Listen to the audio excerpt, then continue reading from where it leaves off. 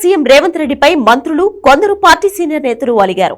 తమకు చెప్పకుండా కార్పొరేషన్లకు చైర్మన్లను నియమించడమే ఇందుకు కారణం.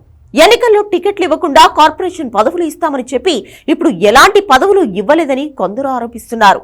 మంత్రులు సీనియర్ నేతలు మాత్రం తమకు మాట మాత్రమేనా చెప్పకుండా తమ జిల్లాలో పదవులు ఎలా భర్తీ చేస్తారని ప్రశ్నిస్తున్నారు. తెలంగాణలో 37 కార్పొరేషన్లకు చైర్మన్లను నియమిస్తూ గుట్టు చప్పుడు కాకుండా లిస్ట్ రిలీజ్ అయింది. అయితే ఉత్తర్వులు మాత్రం విడుదల కాలేదు. మార్చి 14న లిస్ట్ రిలీజ్ అయినా 16 రాత్రి వరకు బయట పెట్టలేదు. ఎన్నికల కోడ్ రావడంతో జీవోలు విడుదల చేయలేదని తెలిసింది. తాము సూచించిన నేతలకు పదవులు ఇవ్వలేదని కొందరు మంత్రులు సీఎం రేవంత్ రెడ్డిపై నారాజుగా ఉన్నారు. కరీంనగర్ జిల్లాలో పోస్టుల భర్తీపై మంత్రి పొన్నం ప్రభాకర్ ఆగ్రహంగా ఉన్నారు. మంత్రి శ్రీధర్ బాబు మనుషులకే పోస్టులు దక్కాయంటున్నారు. రాష్ట్ర పార్టీ ఇన్ఛార్జ్ దీపాదాస్ మున్షీకి కాల్ చేసి పొన్నం తన ఆవేదన వ్యక్తం చేసినట్లు తెలిసింది. మరో సీనియర్ మంత్రి ఉత్తమ్ కుమార్ రెడ్డి కూడా నామినేటెడ్ పదవులపై అసంతృప్తిగా ఉన్నారు.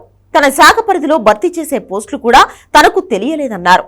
ఐడీసీ కార్పొరేషన్ చైర్మన్ గా కొల్లాపూర్కు చెందిన జగదీశ్వరరావును నియమించడంపై ఉత్తమ్ కోపంగా ఉన్నారు. మరో సీనియర్ నేత మధు యాష్కి గౌడ్ కూడా కార్పొరేషన్ పదవుల పందేరంపై అసంతృప్తిగా ఉన్నారు.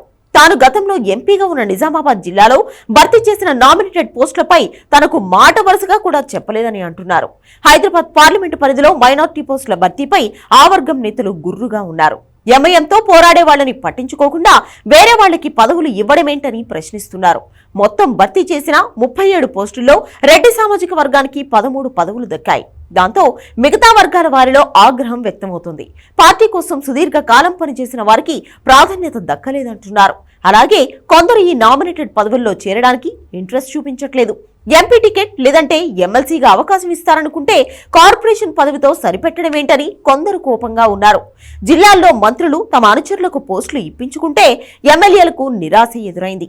లోక్సభ ఎన్నికల్లోపు నామినేటెడ్ పోస్టులు భర్తీ చేస్తే కాంగ్రెస్ పార్టీకి ఎంతో కొంత ప్రయోజనం ఉంటుందని సీఎం రేవంత్ రెడ్డి భావించారు. కానీ మంత్రులు నేతల మధ్య మనస్పర్ధలకు కారణమయ్యాయి.